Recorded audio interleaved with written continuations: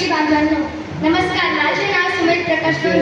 आज मी ज्या महामानवाबद्दल बोलणार आहे त्या महामानवाने फक्त संविधान लिहिले नाही तर या देशातील शोषितांच्या नशिबाची रेखा बांधली.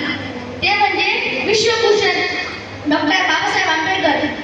शिका, संघटित व्हा आणि संघर्ष करा हा रणमंत्र देऊन डॉक्टर बाबासाहेब आंबेडकरांनी गुलामीच्या बेड्या तोडण्यासाठी तलवारीचा नाही तर लेखणीचा वापर केला.